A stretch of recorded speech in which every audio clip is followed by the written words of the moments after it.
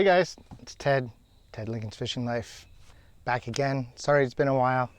The bite of the days have still been coming out, but I've tried to film this recap, both of these recaps several times. So before there were 3 in a row, and there's 2. This is February and March, which is kind of funny to think about now at the end of April, and it's warm. Although we did have a random couple cold spells in April that were odd. I blame Calvin for that, and he was talking about how we're going to have a mild winter in January, and I told him, please don't say that. And we had that cold spring again, but we caught fish. I caught fish. My friends caught fish with me. So let's go into the bite of the day starting in February, which is bite, let me get my list out, 198, almost to 200 at this point. And if you watch my bite of the day videos and my recaps, there's no surprise that I was catching fish on little Yozuri popper, 3D popper. Why don't you watch the video and then I'll break it down for you.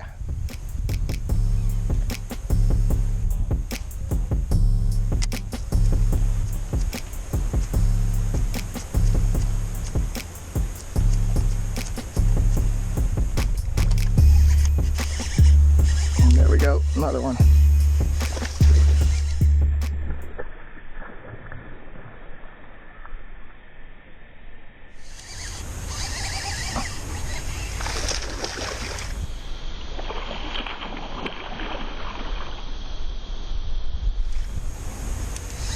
Finally a decent bass.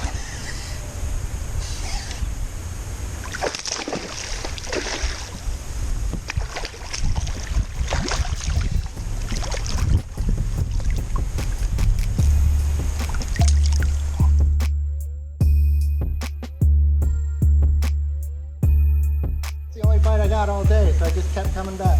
Yeah. It's a few pounds. Yeah. Getting fat for the spawn.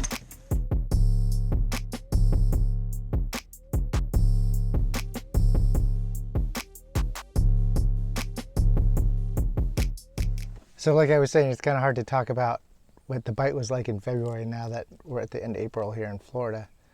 But we had a really cold February, early February especially. Just ask Oliver and I from Big Bass Dreams. I think he complained about it every day. I think the last week he got some good weather. But I was actually messaging him that day because I was fishing as well. Super cold day, went looking for them a little deeper, or did all the stuff you're supposed to do when it's cold.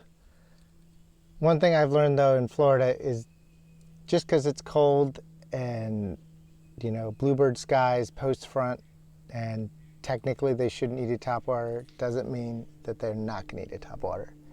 So I just kind of was trying to get out of the wind, and it blew me back into this canal that I haven't caught a lot of fish in there, but I know there are fish in there, and I assume they don't really leave.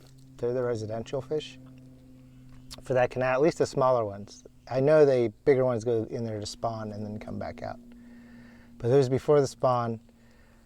Picked up the popper, threw it by that tree, down tree, and a few twitches and that guy blew up on it. And it was funny, the guy who lives across the canal from it said that he's been watching that bass blow up on that tree all day or all week, I think he said. So I let him go, and I was like, well, he'll still be doing it. I doubt I stopped him. It's funny because just even a little further down the canal, I actually had an even bigger bass break off my popper. I think I just had a nick in my leader.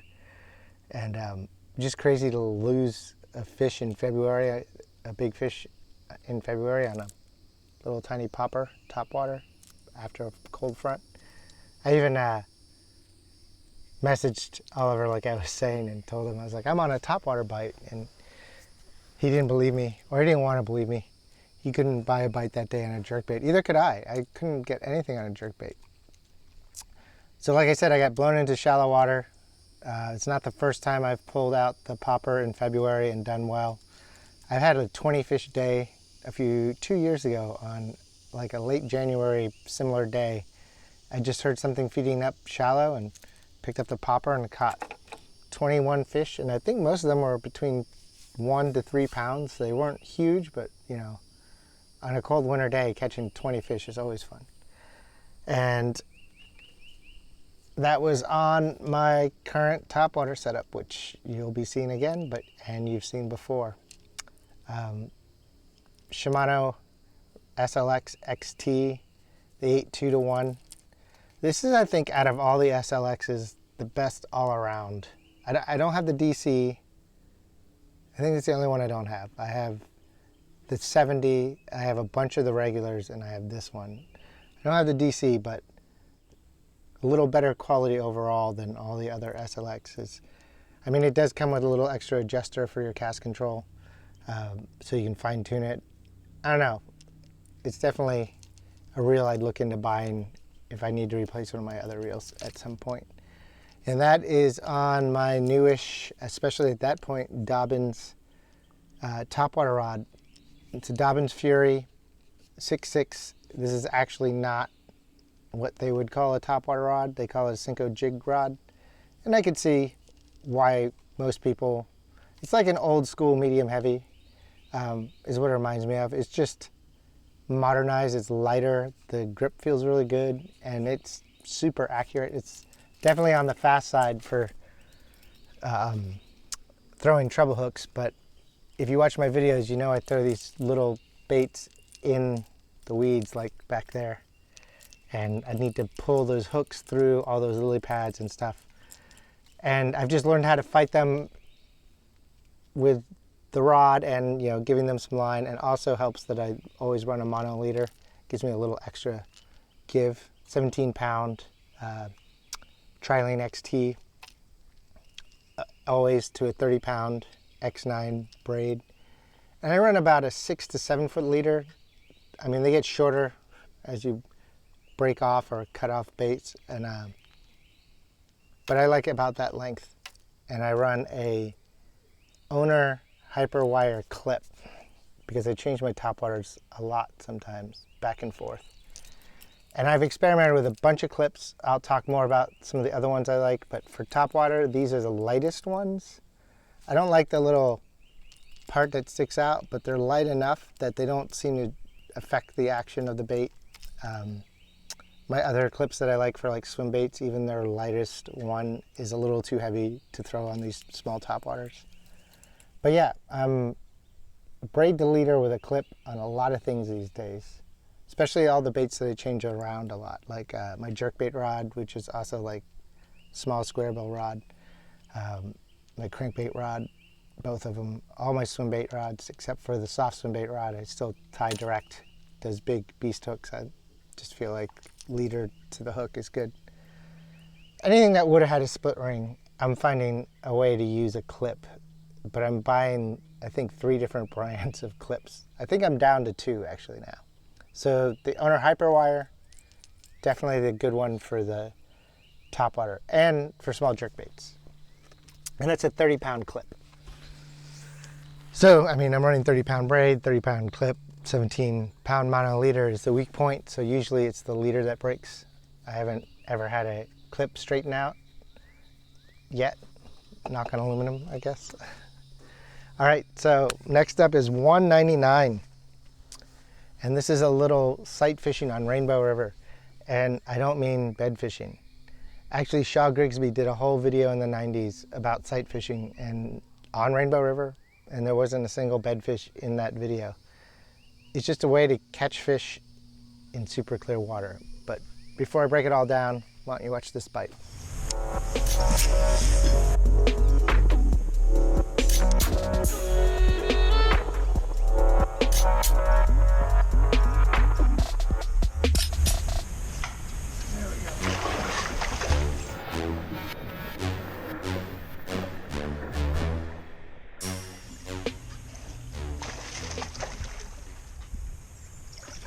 That's a good one. Jig bass.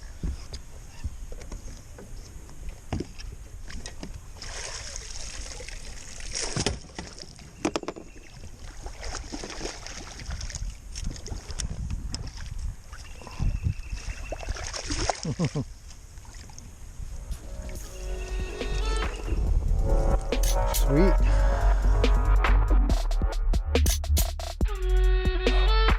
pounder.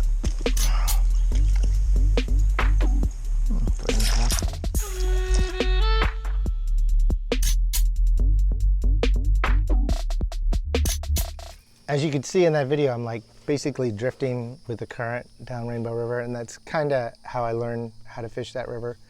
You can fight it, but I don't know, there's some highly productive spots, trees and certain coves that I'll stop and come back with a trolling motor and fish it a little more thoroughly. But a lot of times I'll just pitch or throw whatever lure as I'm going by, and that section is pretty straight and pretty fast. So I was actually kind of surprised when that fish jumped out. Like, I threw my jig under the edge of the dock and I could see a little bit of sand, crystal clear, spring-fed rod in Rainbow River. And I watched my jig land on the ground, and I watched that fish jet out from under, a little further under the dock, and just nose at it. Just trying to decide if she wants to eat it. And one thing I've learned, especially in the super clear water, is the slightest drag on the bottom without lifting your rod, just not getting the bait off the ground, sometimes is the key.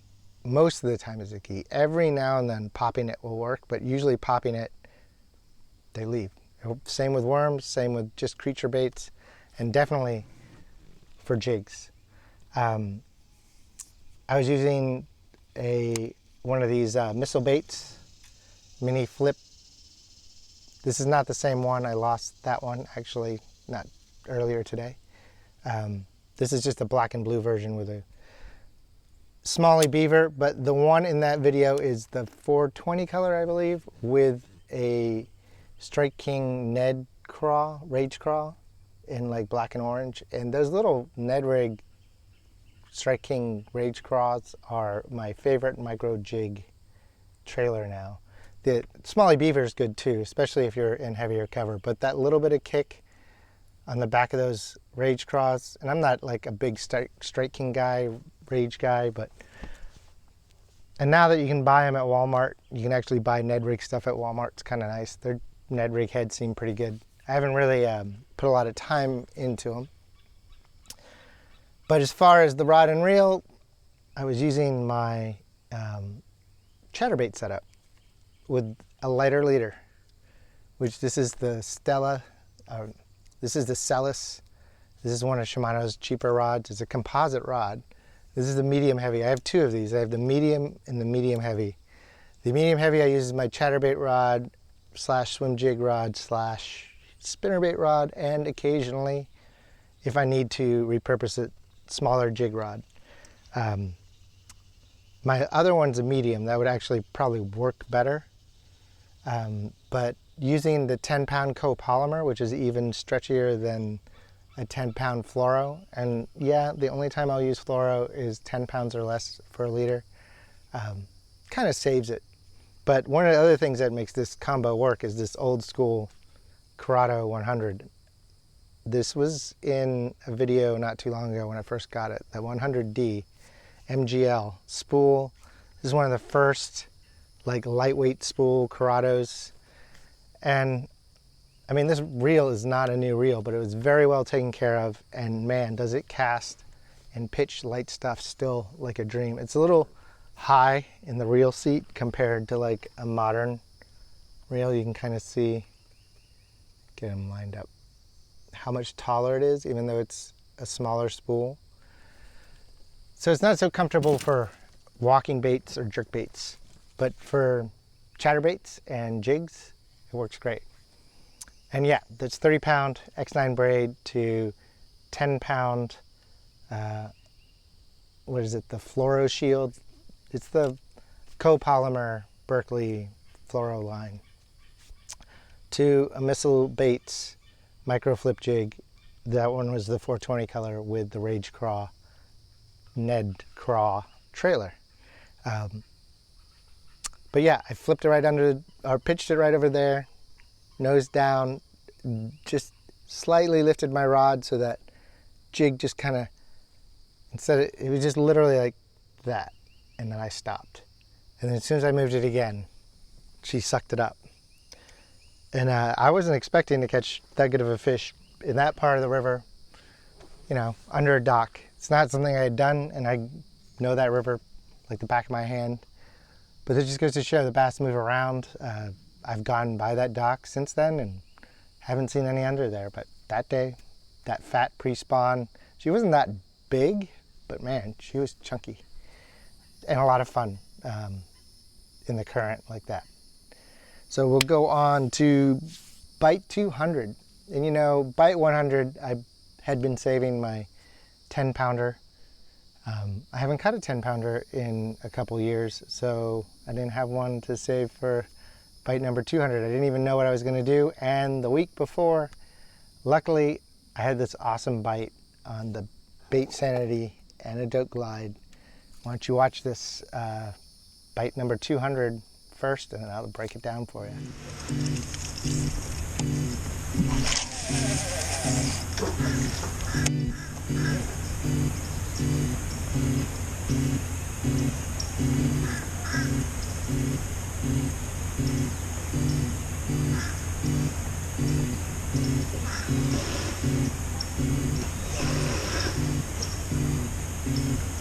Come on.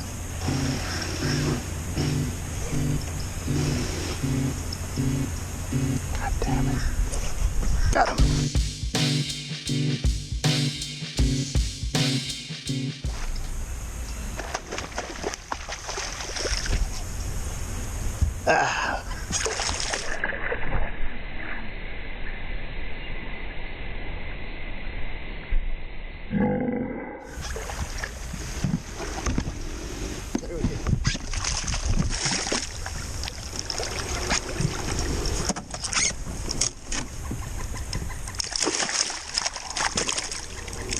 Come on, buddy.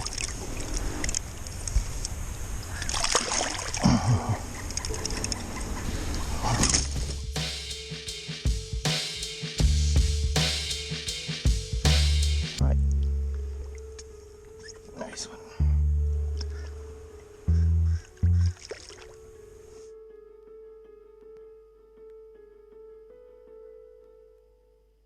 So yeah, that wasn't the biggest fish on a glide bait I've caught. Not even the, that was in early February, so that was the biggest one of the year so far. But I mean, if you watch my stuff, you know I've been catching some good glide bait fish over the years, and even more so just this week. I caught an 8 pounder on the Bait Sanity gill, Explorer gill. It was crazy. Actually doing the Bait Sanity hookup tackle tournament. It's called the Hookup Sanity. It's between March 21st and June 21st, and I believe I am pretty high and far ahead of everyone. Catching a 7 and an 8 on Wednesday morning helped. That was crazy. I didn't get it on video. For some reason my GoPro wasn't on, but you know, I'll break it down more when I do a review or a bite talking about the Explorer gill. Awesome bait, by the way. But so number 200, cold morning, Rainbow River. Doesn't matter so much because the water temp's always the same, 72. But the nice thing about the cold mornings is that there is literally nobody there in the water. There's some construction crew or something. Because in the summer, at dawn, there are kayakers and divers, or even the spring, like now. That's why I'm not there. I'm actually upstream from Rainbow. But it's a Sunday, so I'm waiting till after 3 to hit Rainbow. But I threw this bait over by this dock where I've had some big followers, never been able to convert one off of this dock. In fact, I find converting a follower on a glide bait when it's, especially if it's only one fish, is almost impossible unless they're coming at it fast. Most of my glide bait bites come out of nowhere. Like, I might see it at the last second, but they just nail it coming from somewhere else. So I saw this one come up, and she wasn't alone. You can even hear me curse a little in the video because I feel like I got the bait too close to the boat already. I lost my chance. I'm like, God damn it. And like, just then I just turned the reel one more time, and because there was another fish there looking at it, the bigger one grabbed it first.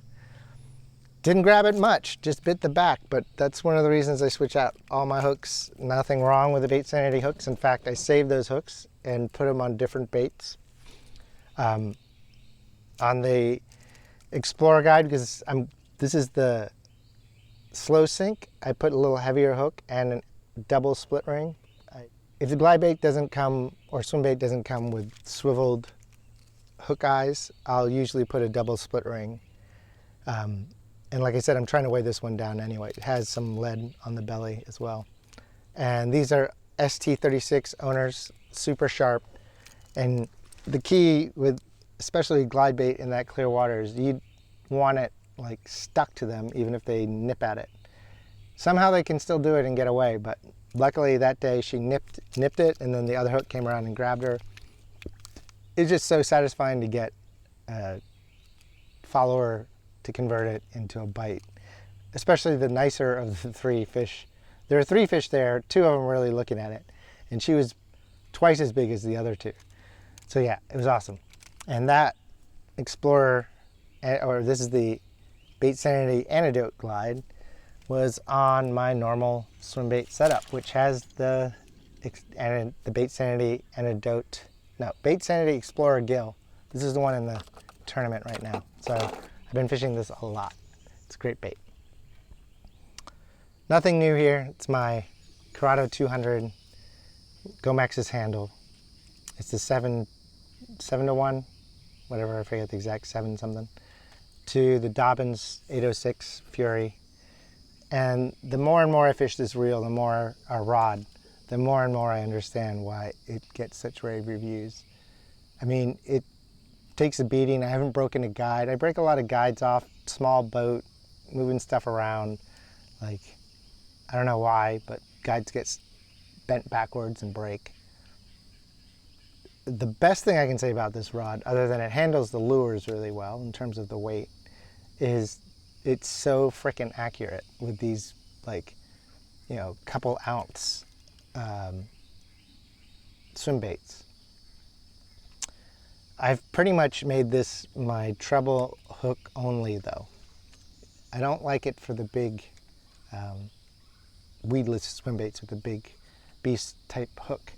But I run 65-pound X9 to 20-pound big game. I switched back to big game from XT. It just seems, it's a little thicker. I don't know, it's just a little more abrasion resistant.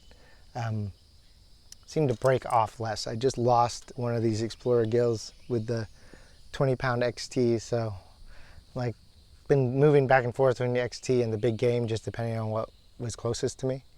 But I'm gonna stick with the big game now. I tie a blood knot. I guess I haven't told you guys that.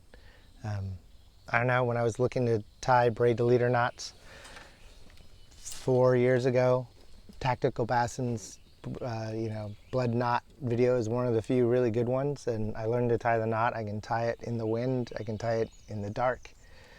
So I just haven't switched. There might be better knots, but it seems to work for me. Oh, and the clip. Here, you can see this one. It is the Spro Quick Clip, or their version of Quick Clip. I don't know what they call it exactly. And for my swim baits, especially the treble hooked ones, I've switched all over to those. And for my bigger crankbaits, there's the next smaller size. I think that's the 50-pound one, and the 30-pound one's just a little smaller. And I use that on my Magnum square bills and my deep divers.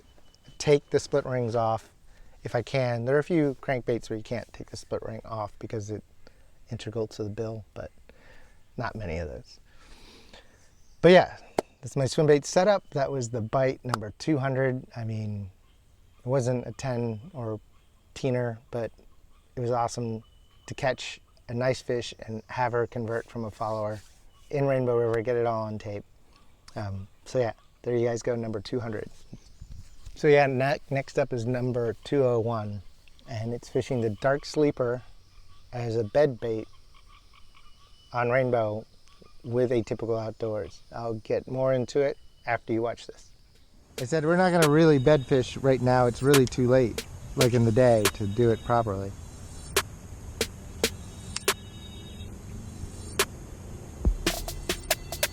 Hey, got that one though. dark sleeper.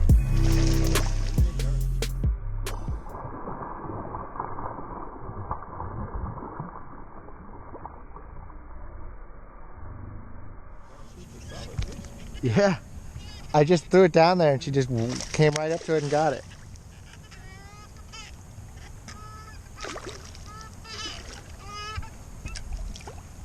I can't remember if this is a 10 or 8 pound fluoro leader, you know.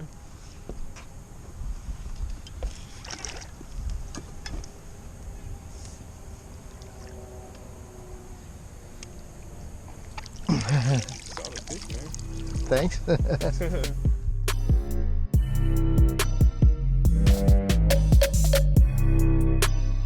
Decent dark sleeper fish. There you go. Okay, Mega Bass, dark sleeper, you regained a little confidence in my book.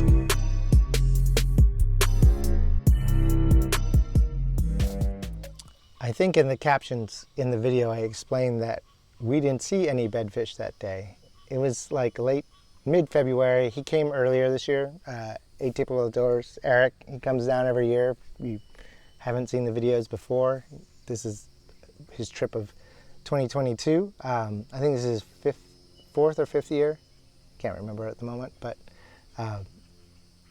we are fishing glide baits mostly on Rainbow. We did catch some. Those are coming later in the bite videos. But it was a weekend and it got super pressured in terms of inner tubers and kayakers. So we kind of snuck off and then came back, and in the evening, in the same spot where we hadn't seen any bedding fish, all of a sudden there were like 4 or 5 of them right there in front of us. And I literally tell Eric, I think we're not going to get any bedfish, and I look down and I see one. And it's the same rod that I used for my jig. It's my chatterbait rod. I had a dark sleeper on by Mega Bass, which I have since lost, so I can't show it to you, but plenty of people have done videos about the dark sleeper. Had it on, just out of all the baits I had on my deck, it was the only one that I could pitch into a bed. So I picked it up, pitched it in, it sank. And I watched her nose down, and I couldn't see what happened because it went down in the weeds. And I just saw a tink on my line, and I set the hook, and it's what, a 3-4 pounder? Like, is my only bedfish of the year. I didn't catch any others. I don't really target bedfish. If I see one, I'll try to catch one. I might have caught 1 or 2 bucks, and I might have caught 1 or 2 like blind fishing and accidentally end up on the bed.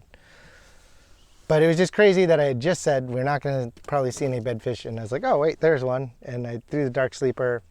Split second later, she bit it. I have a love-hate with a dark sleeper. I mean, it gets bit, but it is not weedless. It's at all. It's not even remotely weedless.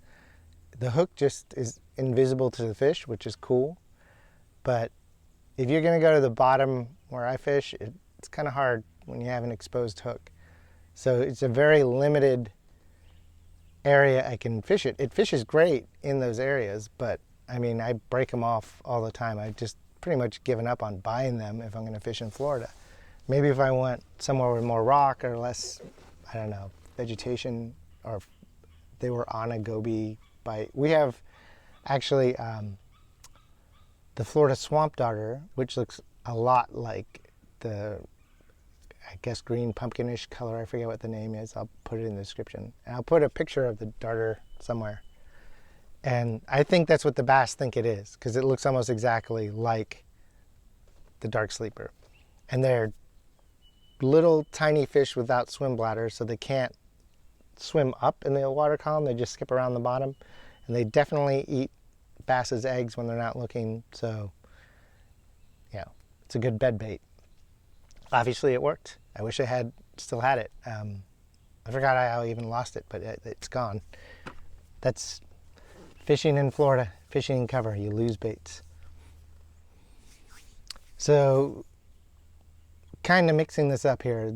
Eric's trip came and went, and I was waiting for him to put out his videos before I dropped all of them. So, right after he left, I went back out to Noonan's Lake, and in the last bite of the day review, you saw that I caught a 7-pounder on like New Year's Day, the first bite of the year, first bass of the year was 7 pounds. And yet again, I went to a different spot on Noonan's Lake, on the reeds, pitching a kinky beaver instead of a jig this time, and got another 7 pounder. Check it out and I'll tell you more about it.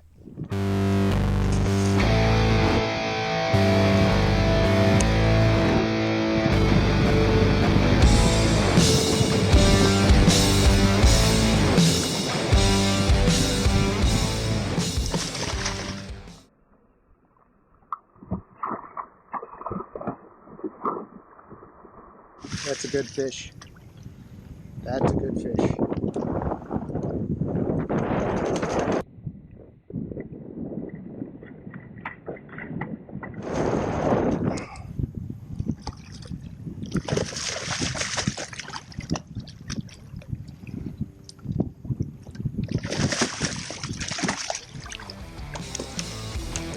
Fat fish, look at that. Woo.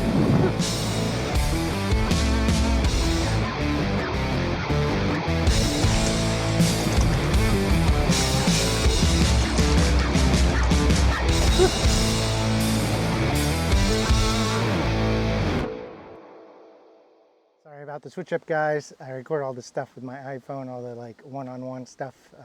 Obviously I film all the catches with the GoPro, but I guess I lost half of my by-the-day recap. It didn't keep recording. So here we are, different day, different lake, super windy, kind of stuck in the channel trying to record this for you guys, but wanted to finish it up. We just saw bite number 202, that 7 pounder on Noonan's. And I mentioned a little bit about how Noonan's in the past and in the just before that it's a lake I grew up fishing. We used to keep this boat at a fish camp on the lake, so I've spent a lot of time on there. I know every nook and cranny, but it's also been one of the most mistreated lakes in my area. I mean, it's the first one outside of town, so all the septic and fertilizer and everything flows into it. It's a shallow lake. It used to be clear, so when hydrilla got in there, it pretty much was bank to bank. They nuked it several times in my lifetime, killed all the hydrilla, and created a muddy lake. We had a drought, it dried up, even caught on fire at one point. Crazy. They did find a bunch of really old Native American dugout canoes when it dried up, which was cool. But it's been on a comeback since the hurricanes of 2004. The state's put like 1 million bass in it, they said. They just had a tournament, which I missed. It was on my mom's birthday, so I couldn't do it. But obviously my first fish of 2022 was a 7 pounder out of there, and this was my second 7 pounder out of there.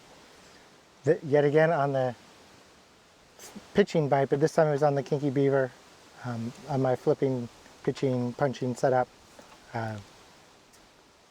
My last recap, I did a really in-depth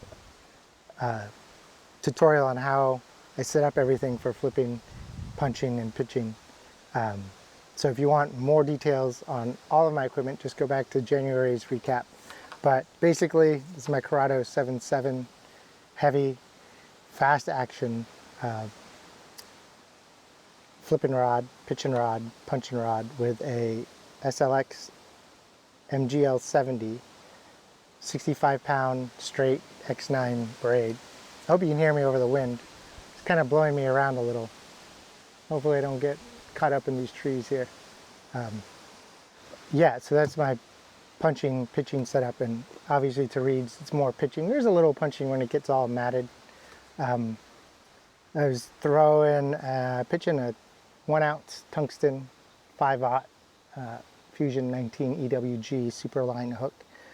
I'm an EWG guy. I break that down in the recap last time about why I use an EWG versus a straight shank. Matt Allen just confirmed that again on his Tactical Bassin channel. But back to this bite in the reeds, and you're going to see a few more of these. And actually, Bass Fishing HQ, it's a newer, popular bass fishing YouTube channel. It's not new, but it's newer than like tactical bassing. Just did a great breakdown about pitching and flipping to reeds. And I guess one of his first tournaments was in St. John's, and he was pitching and flipping to buggy whips, which is what I was doing. And the reason there's buggy whips in Noonan's Lake was after they sprayed the lake, the state planted the buggy whips to kind of help replenish the vegetation. And at this point of the year, the lake was a little lower than it had been in the spring, so the bass couldn't spawn in the trees, which they prefer. On that lake, they prefer to spawn on the roots of the cypress trees.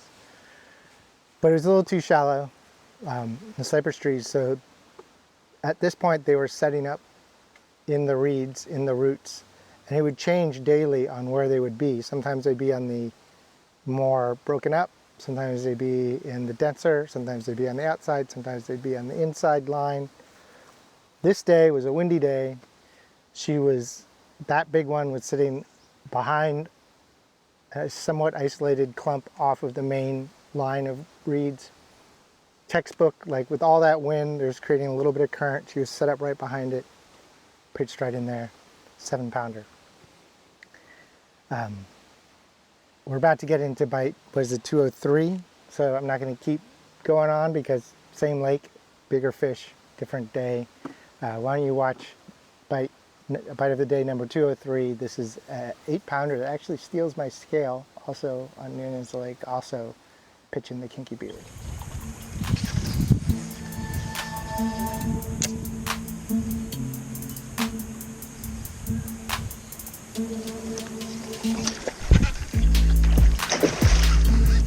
There we go. Well, that's a good one. Whoa, that's a good fish.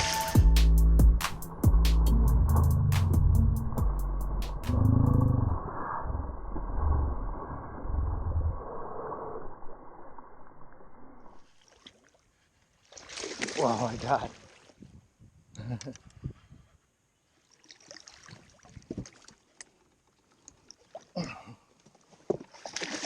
Come here, baby, come here.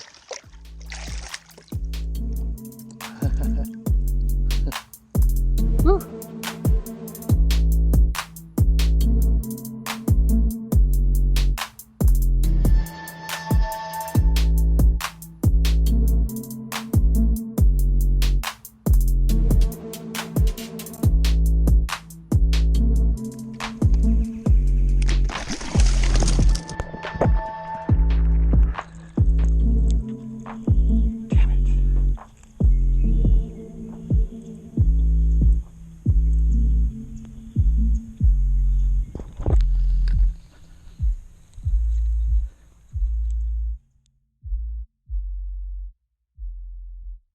That fish was big and it was mean. I was trying to measure her after I got her weight, and I was keeping her in the water, trying to keep her alive. I guess she was very lively because she took off with my scale in her mouth. You can actually see me jump in the water. My head actually goes in the water. I could just feel her when I jumped in, but there was no way I was going to catch her. I went through that area maybe all day that day. Every couple hours I'd cruise through there, see if I could see the scale or something, but never caught her. Same setup, same kinky beaver. This is the color I was using, which is one of my two go-to colors. This is the green pumpkin blue swirl. It's what I caught my 10-pounder on, my first 10-pounder on. It's hard to beat in Florida, or pretty much anywhere. It's a little bit of everything. Other one's tramp stamp, which I'll show you in a little bit. But as I was saying with flipping and pitching to reeds in the pre-spawn, just like the guy on Bass Fishing HQ, Tyler was saying, it changes daily as they're setting up to do one thing or another. And we actually just started to get an algae bloom right pretty much that day on Noonan's. You could see it getting thicker as the day went along. And that bite actually died. And then they started spawning and they were hard to catch. And then it dumped a bunch of rain and the water started going up, and there was like a window where you could catch them before the water got too high. Now the water's so high, they're off the reeds and into the trees again. So just because they're in the reeds one day doesn't mean they'll be there the next day, or they might not even be in the same spot. This 8-pounder was on the total other side of the structure from that 7-pounder just a week earlier. I just moved on the inside that day. I had gotten a bite or two from a small one in that same spot, and you know there's a fish there. Usually you're going to pitch there. Had no idea there'd be an 8-pounder sitting in there. Awesome first 8-pounder of 2022, and it just goes to show you, like, I didn't get a single bite on the outside that day. The previous week I didn't get a single bite on the inside. 7-pounder on the outside the first week, 8-pounder on the inside the second week. You just got to experiment, and once you figure out what they're doing, you catch 1 or 2 on the inside, you can pretty much stay on the inside. You can fish the outside or some other stuff just as you go by, but they tend to follow whatever the bait is they're following, or they're staging to spawn. In this case, this was still like late February when this happened, so our fish are pretty much in pre-spawn at that point. We had that weird late cold winter. Like I said, I blame Calvin for watching me fish for saying we were going to have a mild winter in January, and pretty much got cold all the way till a few weeks ago. We even had a weird cold snap the other day. It was odd. We still got another pitching punching bite coming up, so I'll talk a little bit more about a few other things and details to look for coming up. But we're on to bite number 204. And this is actually the first day of Eric's fourth year in a row coming down to visit me and fish with me. And it was a tough day on a great lake. It was hard to get a bite that day. And we were joking earlier that day about how no matter all these crazy swim baits and stuff we throw, like, sometimes what you really need is just a good old-fashioned ribbon tail worm. And here's Eric proving it, bite 204.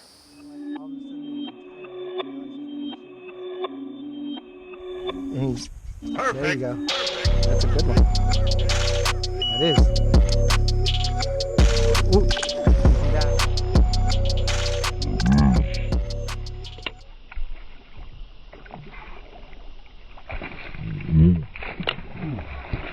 Down, keep him down.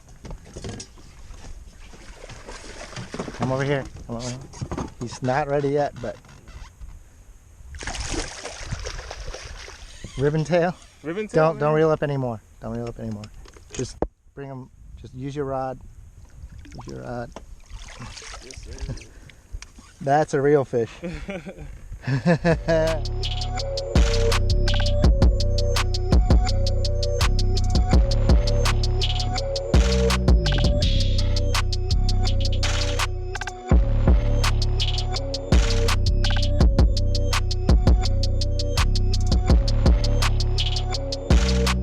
Yeah, the ribbon tail worm, man.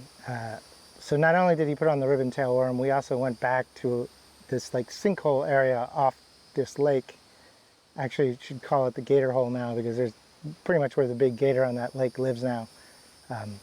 This lake usually doesn't have gators on it. The neighbors seem to take care of it, but there's been a big one in there for a couple of years, and I found out where she lives, or he lives back there, but me and Eric actually saw him quite a bit while we were fishing that day.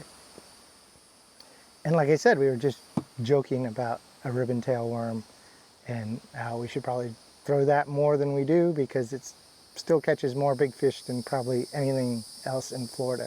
Partially because more people fish it. I mean, it's weedless, it's, very easy introductory bait. It's definitely what I caught my first big fish on. Some kind of worm. I think mine was a curly tail, but whatever. He was throwing an old monster, and it was on his Lew's, I have it written down, his Lew's Super Duty on his Lew's Pro Series rod, 65-pound braid, straight to a 1/2 ounce tungsten, and I imagine like a 5/0 hook of some kind. But I threw in that same spot before he did. I think what I was throwing, I think I was throwing my lizard at that point, my weightless lizard. Or maybe a Cinco. I think I was actually throwing the weightless Cinco. And he threw in pretty much almost the exact same spot and let that thing sink. And then all of a sudden his line just started taking off. Classic warm bite. And you saw the big fish that ensued after that. It was kind of awesome. So even though we had a slow day, the first day of his trip this year, at least we got him on a 6-pounder on a ribbon tail. After this, we moved on to hitting rainbow for those swim bait bites. So we'll get into that. I believe that's next, right? Let me look at my notes.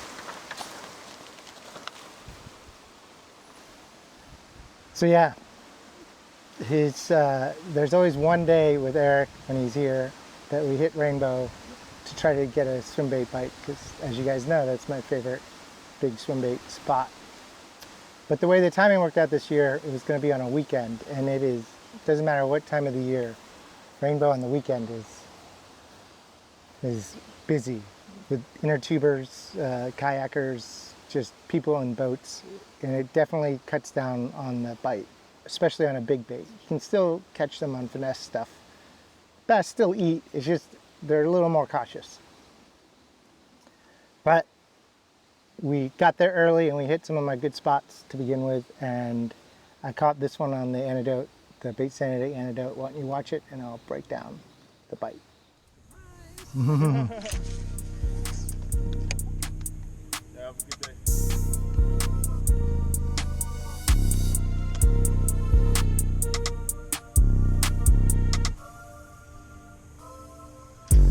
Oh!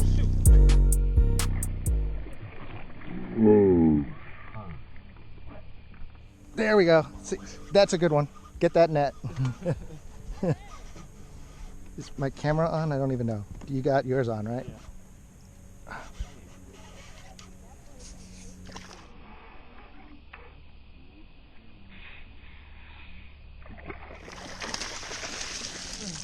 And the lure came off.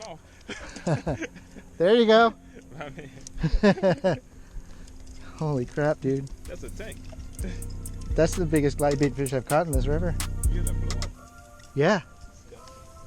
Oh my god, dude. He blew up on it like a topwater.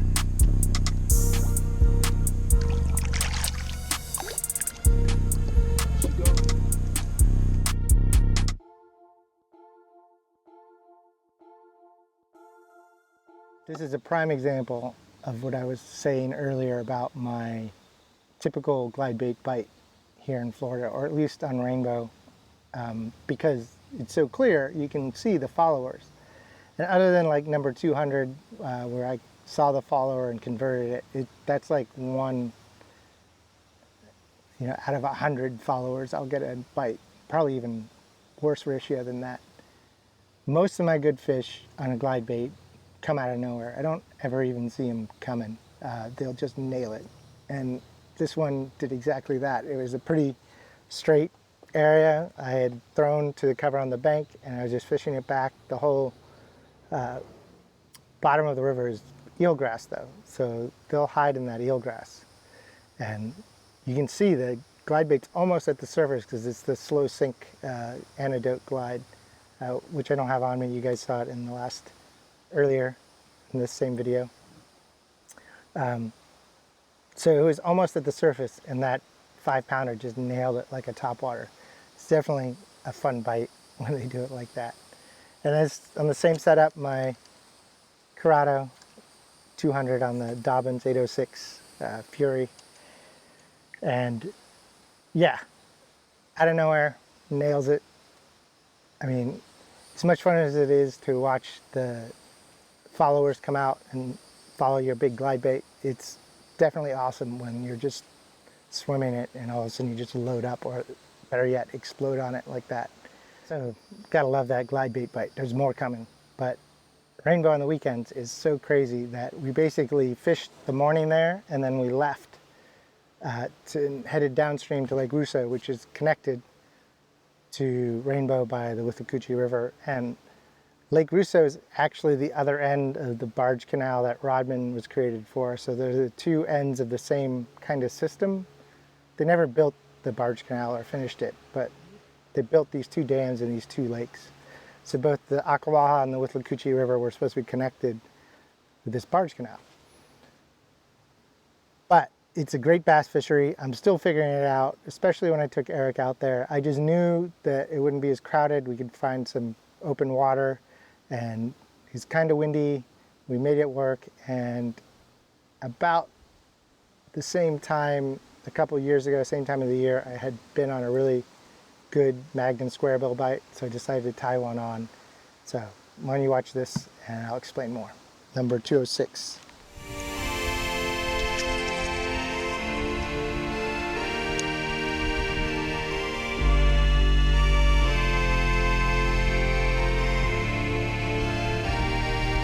Wait, I got one. Yeah, first cast.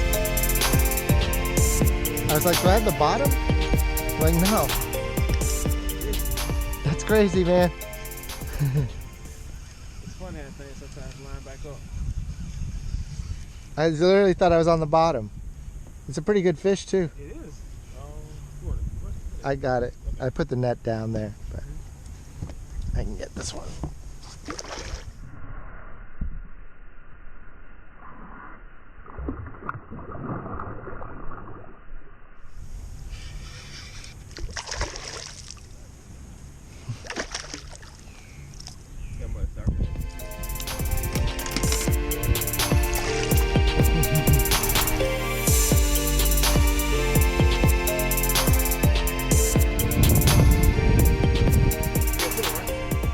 That just means I know what I'm doing sometimes.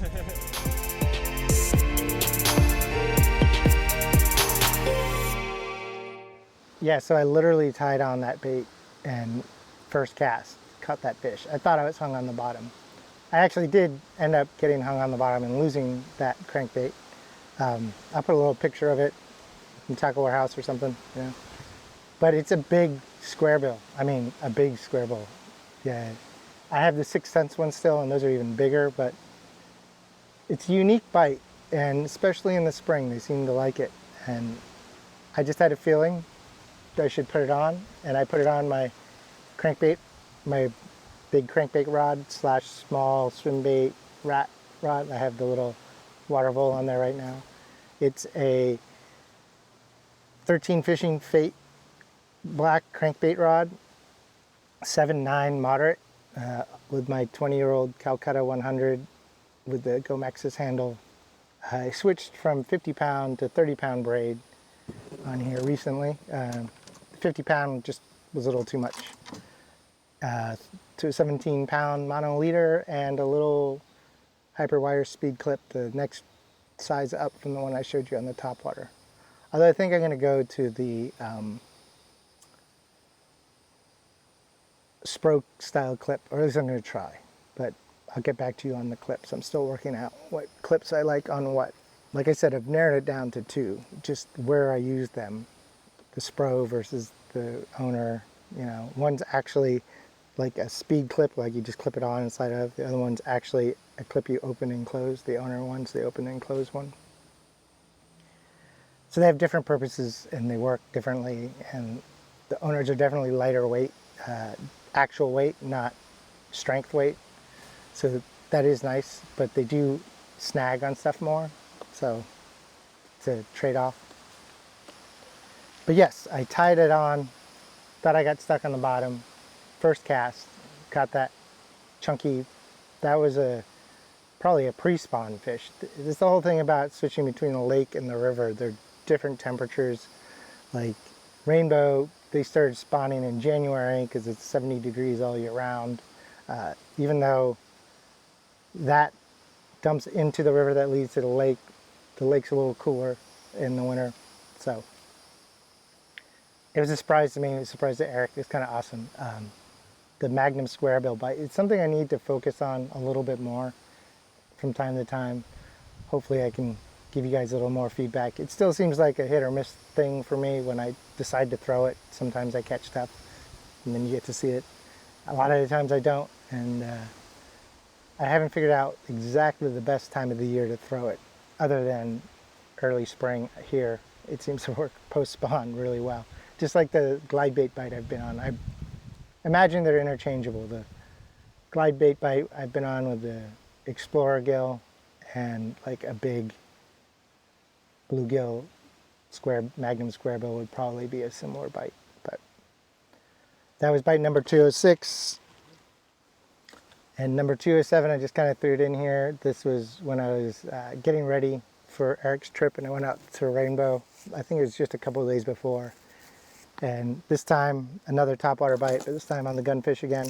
Why don't you watch this, and I'll tell you more about it.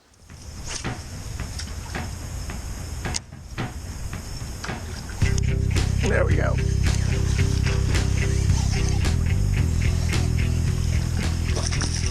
Oh yeah.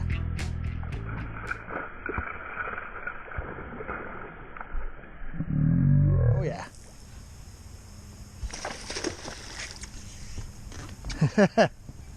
Did not expect that.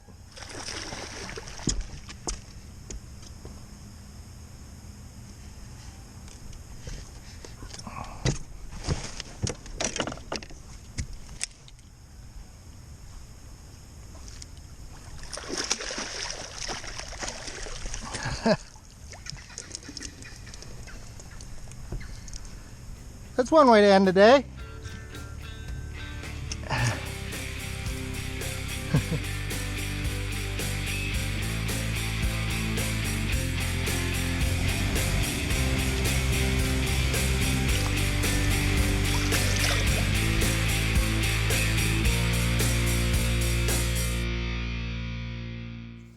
Yep, another Rainbow River tank. Was it a 6-pounder at least I caught? Similar spot. It's on my topwater setup that we talked about earlier. My Dobbins Fury 6'6" on the SLX XT setup. And instead of the Yuzuri popper, it was this exact gunfish. You can see how beat up this one is. It just gets nailed. This is the 95. They make a 75 and 95, a 115 and a 117. The 117 is more shaped like the shower blows. It's a great bait too. But this little 95 is awesome. I can pull it through cover like I do the popper, and just a little different action. Sometimes I want one over the other, sometimes it doesn't really matter. I usually have both ready. I think I have the popper on there right now. So whenever I last fished this, I went back to the popper. I guess the thing I should tell you about this bite and some of the other bites, or something you should look for, the seawall. I've been around seawalls where all of a sudden you'll just be fishing or just even nearby and you'll just hear an explosion and the seawall will have a splash of water. And it's something about that hard, flat edge that, you know, the bass will definitely use it to advantage to pin bait fish. And I've seen some incredible blow-ups. And there's a couple seawalls on Rainbow that I know I can hit and throw a topwater. It doesn't matter what time of the day, what time of the year, I'm gonna throw a topwater around there because that's what they're looking for. And this is one of those spots. I can fish the whole river without throwing in topwater, but as soon as I get to this seawall, I'll pick up the topwater and give it a shot. Doesn't always work, but it often does. So proofs in that another 6-pounder on the topwater in that clear water.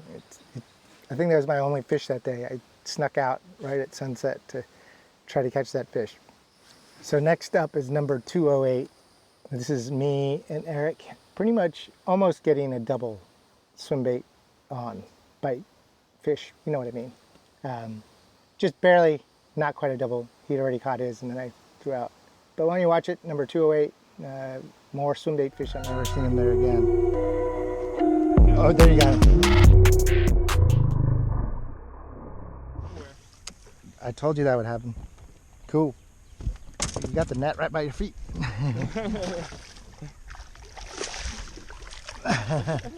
There you go. Bullshit again, man. I didn't even see that fish come out. Look how. All right, cool. That worked. Yeah. Perfect.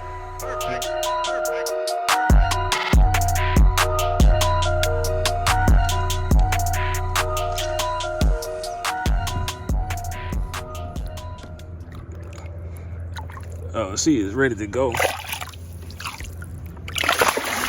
Oh, I got one. Yes, sir. On the Explorer. Good point. Look at that. Not even Almost a very double big up, one, guys.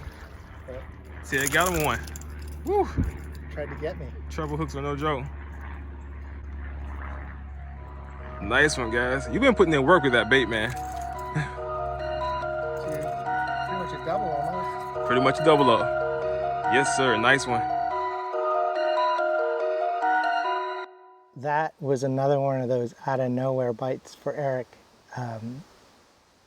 He was almost to the boat with that big, what is it, the Mike Bucca bull shad in custom painted crappie color. He almost had it to the boat, and that thing just came out of the grass and nailed it, just like my fish did. And yeah, while he was reeling it in, my battery on my GoPro died, but we got the fish in. We're in current, so I got to get the boat under control, and I just saw a spot and threw my antidote glide towards the bank. And that's the other big time I'll get a lot of bites, is literally as the bait hits the water. I maybe get one crank in and they'll nail it, and that's what happened. So as Eric was trying to release his fish, I throw my bait over there towards the bank, and I get that much smaller fish, but it's like back to back. You'll go all day without any swim bait bites, and then you'll catch two within 20 feet of each other. In fact, my 5-pounder was actually kind of near that in that same block of time. It's crazy how they'll just be in one spot, or there'll just be a time of the day they want to eat. And that's kind of one of the trickier things to figure out, is like, is it the spot or is it the time of day? And that's kind of the cool thing about rainbow, is you can see the fish. So you can tell if their attitude changes, even if it's a different spot. Sometimes they'll just get active, and sometimes I think that's the time of day. Sometimes you'll notice that they're hitting it around certain cover, and that's more of an area kind of thing. And you can try to work off of either one of those patterns. I just had a day on rainbow where I caught a 7 and an 8 and lost a 4 and a 5 all within 15 minutes, and I didn't get a single bite for the next 2 hours. So that was a time of the day thing, because I was in the same area and the fish didn't leave. I could still see them, but I was there at the magic time. It's like 10 a.m. on a Wednesday. Weekdays, I tell you, I think the bass take weekends off sometimes.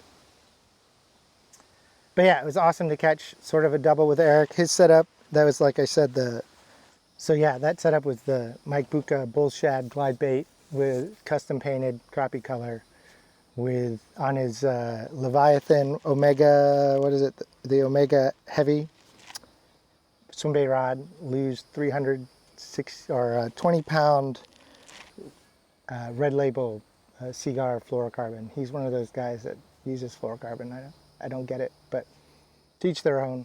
And I was throwing my glide bait on my Dobbins Corrado setup, same as earlier, same bait, same day as the 5-pounder. But just goes to show you, like, I'm throwing braid to mono leader, he's throwing straight fluoro, similar rod setups, but we both got bit. So it's all your personal preference. I know guys who throw big game straight mono. I don't know how they catch fish with it, but it works for them. So use what you have confidence in. Also what works, it has to work. You can't all of a sudden start throwing, like, 15-pound cheap line and expect those big swim baits and big fish with the big rods to work. You could maybe make it work, but I wouldn't start there. So speaking of like heavy line, we're back to pinch it and punching. And this next bite isn't that big, but watch the bite and watch, I break it down a little bit. I talk about the reeds moving.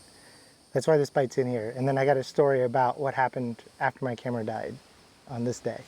Check it out, bite number 209. Sail, ooh, see that? Yeah.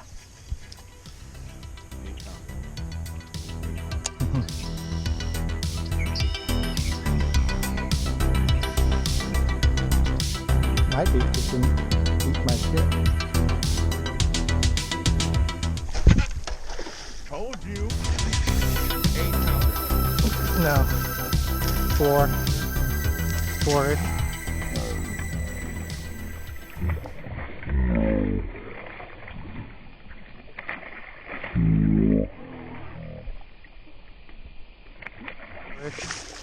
Maybe. Looks skinny. But better than the last one. Hell yeah, bro. Saw that reed move and I was like, let me go back in there.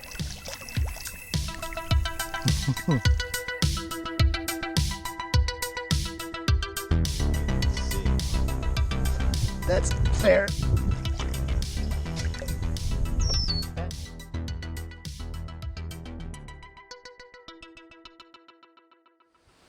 So we went back at Noonan's, back pitching the reeds. This was like in between the algae bloom. We got some rain. The algae bloom went down. We got a boat coming through. Just having a boat go by. Like I said, I'm in the channel trying to get out of this wind. Got a front moving in. Hope to catch another swimbait fish for my Explorer Gill tournament. But like I was saying, at Noonan's with my buddy Calvin, and you can hear me telling him to watch the reeds move. And it's something I grew up doing, watching the vegetation move, especially any emergent stuff like lily pads, reeds, or even sometimes brush or even the Kissimmee grass. If you throw near it or you see something bumping it, a lot of times it's a fish. Sometimes it's a turtle, sometimes it's a gator, but a lot of times it's a fish. Sometimes it's a mudfish, but this time it was a bass. You could see her bumping the reed and they're shaking. So I threw over there and I had to work it more times than normal, but I knew there was a fish there. So I kept working it. Maybe on the fourth lift she hit. Same setup as before with the kinky beaver and the green and blue swirl. But yeah, I put that in there mostly to show you the reeds moving. And also immediately after that, my camera battery died. It was almost the end of the day. I didn't switch batteries. And Calvin flipping a kinky beaver to the reeds, caught his new PB. Show you some video of it here. What you got in there, Calvin?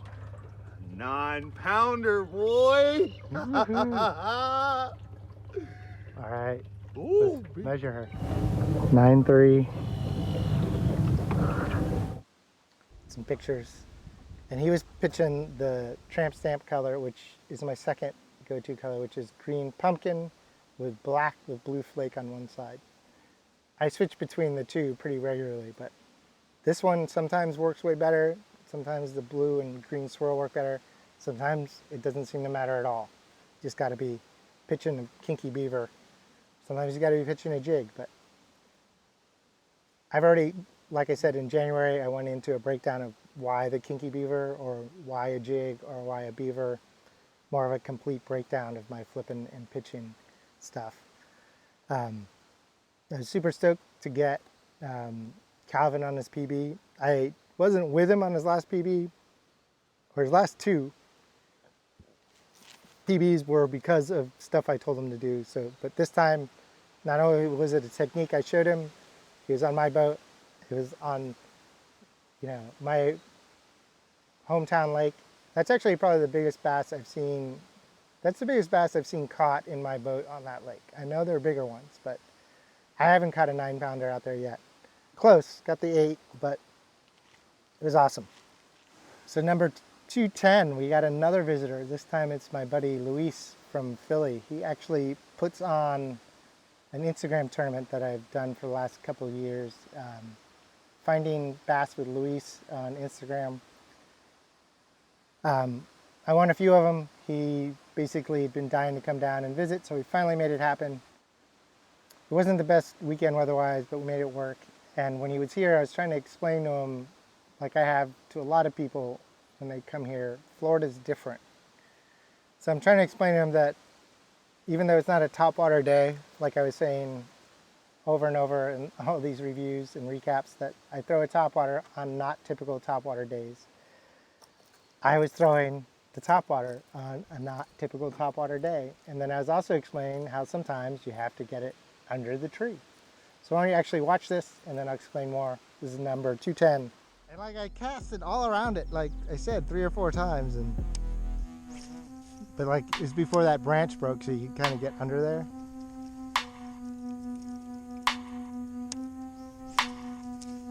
Ah, almost. Come on, lure, Velcro, let go. Oh, there. Like I said. That's a good fish. I got that one on tape.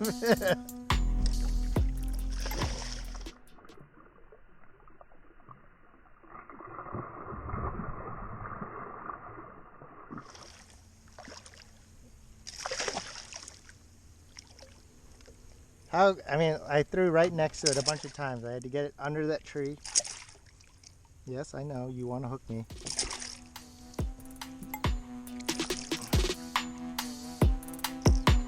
Another 3 something.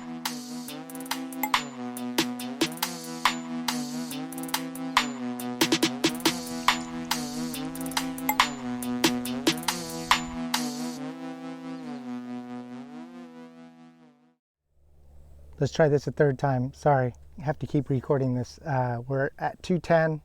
This was Luis, still in Gainesville, visiting from the Philly area. He puts on the tournaments, like I said earlier. And we hit a bunch of lakes in the 3 days, 2.5 days we had to fish. And river, we hit Rainbow River too. And this is a tree that's been in the bite of the day before, where I try to get my lure under the tree, and I'm explaining to him that the key is getting under the tree. It's actually skipping the bait under the tree. And not all topwaters will skip. It's one of the reasons I like this particular size of gunfish, other than the bass seem to eat it. You've seen it already, and you're going to see it again.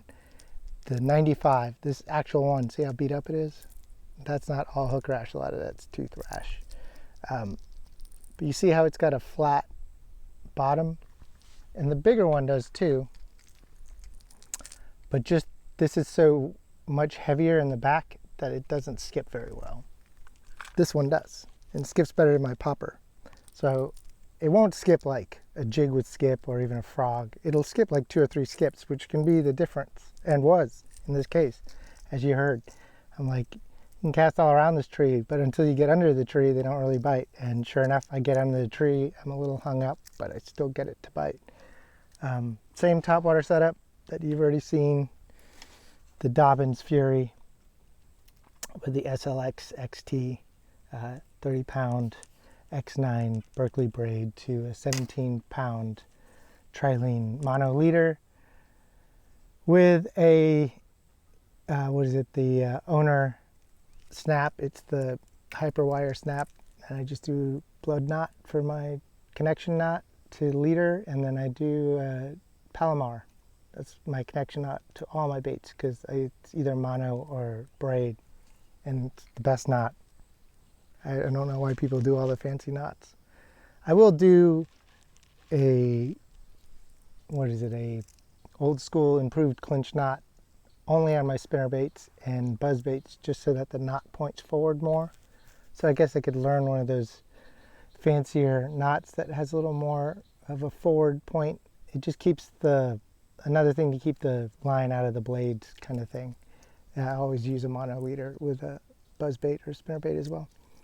But yeah, finding a topwater you can skip. This just happens to be the one I found. I'm sure there are others, but this one really works for me. And it just works in general. It's just big enough that big fish will eat it, the 95 millimeters, but it's small enough that a lot of fish in general, you get a lot of bites. And this and that Yozuri popper go back and forth of being on my rod pretty much 90% of the time. Every now and then I'll switch up to something else, which is actually coming up in a minute. But first, let's go to, bite 211. We got to get through this time. 3 times filming this, man. This is Luis's first punching bass. I'll tell you the story all about it. Watch the video.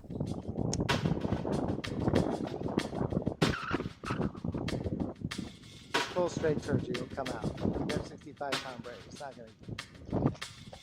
Yeah, I'll pull the boat. Just hold straight. Oh, you got a fish.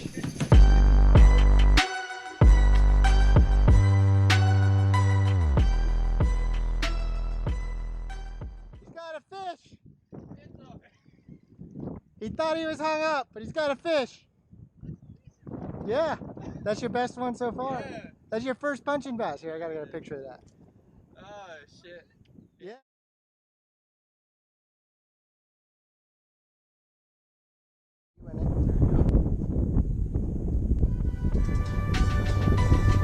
Little up trap technique. You gotta make your clicking on that.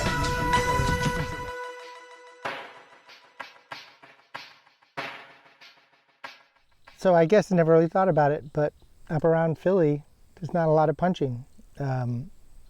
There's like a weird section of the country where there's not a lot of cover, a lot of man-made lakes.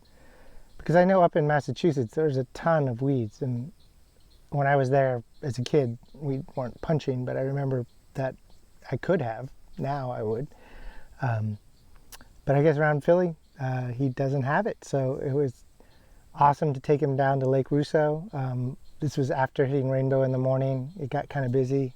Popped over to Russo. Actually, my buddy Josh was out there in his boat too. I'll probably cut to the video of us going down the river together while I tell you this. But he brought down reels because he uses left-handed reels. And I lent him this rod. This is my general purpose jig. Do a lot of things rod. This is a Corrado 7.6 medium heavy. It's their fluoro flipping / jig rod.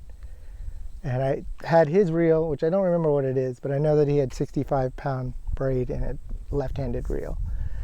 And I show him how to do the punching. I mean, he has an idea, but I show him the technique of where to punch, what kind of structure to look for.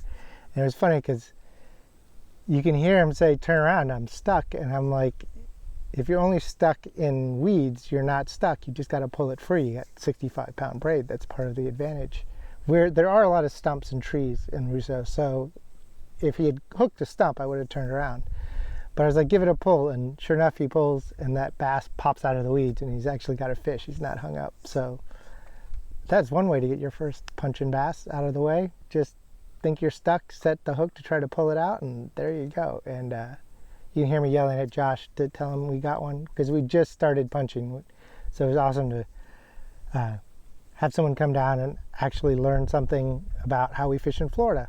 Well, I guess you could fish that way a lot of places, but you kind of have to know how to punch down here. Definitely a lot of the year that's a productive way to catch them. Well, let's try to wrap up this recap. I'm about to film the next one. As you know, this is like the third time trying to finish this. What is it, February and March? It's already June. Sorry about being late, guys, but you know how life is. This is still Luis.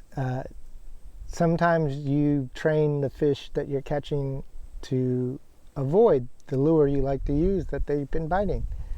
That's what happened later on that same day after skipping that gunfish under the tree. I couldn't get another topwater bite, and I knew they were still on the surface.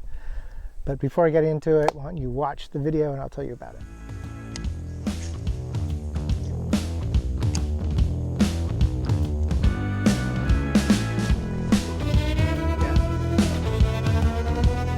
Switch sometimes. That's good fish.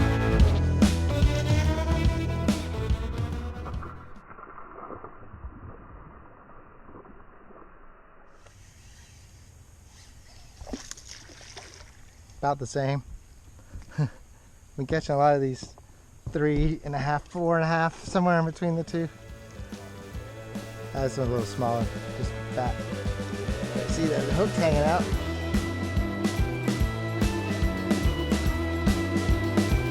I didn't break any records yet. We're not to the exit yet, though.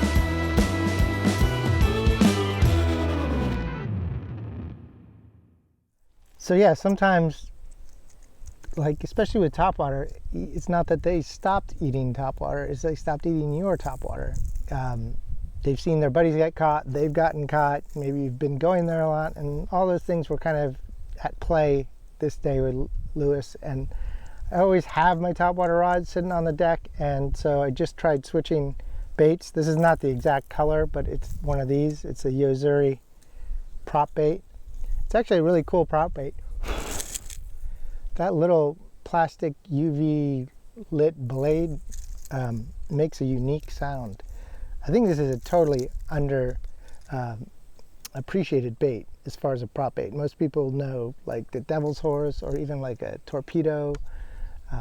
Whopper plopper is like another end of the prop bait.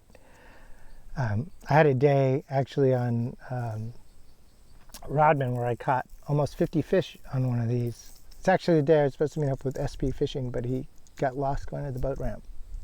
But oh well, I still had a good day. And so most people when they fish a prop, they're just like and then stop. That's one of the cool things. It makes a kind of big, unique sound and splash, but doesn't move very far. But when I first started fishing prop baits, it was actually the Dalton minnow. I'll cut to a little picture of an antique one I own. In hydrilla, out on Noonan's Lake as a kid, I didn't know you were supposed to I just saw that prop spinning. And so I would just cast it between the hydrilla and reel it in slow.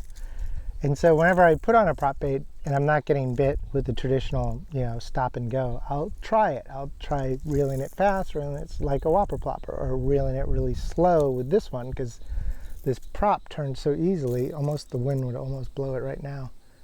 And it makes a really cool sound, even slow. And I think it was the second cast that I switched to doing that I caught the nicest fish of the day, or that evening at least.